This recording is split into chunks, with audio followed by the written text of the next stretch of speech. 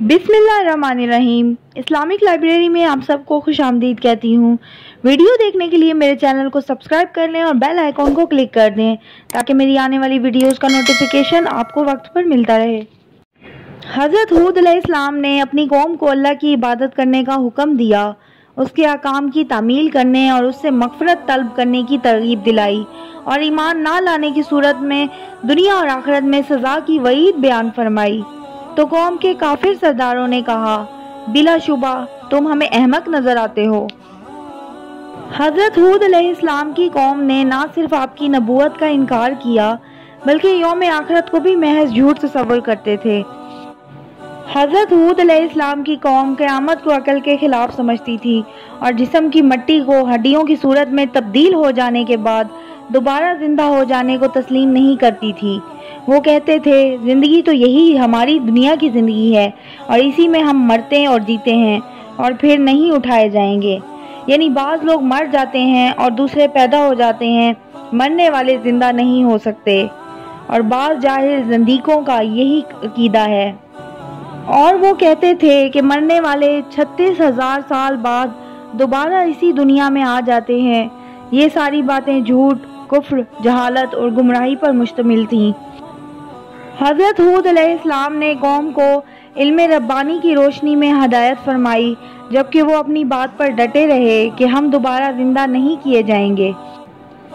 हज़रत हूद अलैहिस्सलाम ने कौम के खिलाफ अल्लाह ताला से मदद की दरख्वास्त कर दी, क्योंकि कौम ने आपकी हर नसीहत को मानने से इनकार कर दिया था और आपको झुठला दिया था। चुनाचे आपने अल्लाह ताला से फरियाद की, ए परवरदिगार, उन्होंने मुझे झूठा समझा है, तू मेरी मदद कर। अल्लाह ताला ने फरमाया कि वो थोड़े ही अरसे में पशेमान होकर रह जाएंगे। सो उनको वादे बरहक के मुताबिक जोर की आवाज़ ने आन पकड़ा तो हमने उनको कूड़ा कर डाला। बस जालिम लोगों पर लानत है। सूरह अहकाफ में अजाब की इब्तिदा का जिक्र है कि शुरू में उनसे बारिश रोक ली गई थी और वो कहत में मुब्तला हो गए थे। उन्होंने बारिश की दुआ की, उसके बाद उन्हें आसमान में बादल नज़र आया तो उन्होंने उसे रहमत की बारिश वाला बादल समझा, हालांकि वो अजाब वाला बादल था। अल्लाह ताला ने कुरान मजीद में इसकी वजाहत इस तरह की कि अल्लाह ने उसको 7 रात और 8 दिन लगातार उन पर चलाए रखा, यानी पूरी मुद्दत ये आंधी मुसलसल चलती रही। एक कौल के मुताबिक इस अजाब की इब्तिदा जुम्मे के दिन हुई थी और एक कौल के मुताबिक बुध के दिन। जब कौम आद ने आसमान में जमा होते हुए बादलों को देखा तो उन्हें बरसने वाले बादल समझा, लेकिन ये अजाब के बादल थे। उन्हें उम्मीद थी कि इस बादल से रहमत हासिल होगी, लेकिन उन्हें बुरी चीज़ हासिल हुई। मुमकिन है अजाब से मुराद इंतहाई ठंडी तेज़ आंधी हो जो 7 रातें और 8 दिन मुसलसल चलती रही, जिसकी वजह से कोई शख्स जिंदा ना रहा।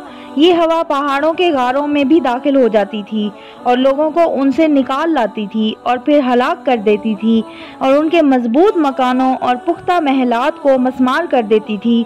उन्हें अपनी कुव्वत और ताकत पर फख्र था। वो कहते थे कि हमसे ज़्यादा ताकतवर कौन है।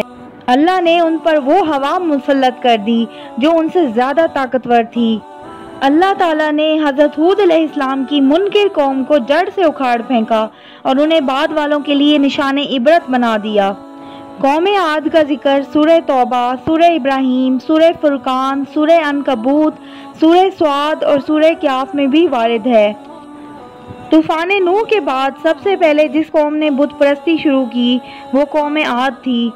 कौम आद अक्खड़ मिजाज, सरकश, काफिर और बुत परस्त थे।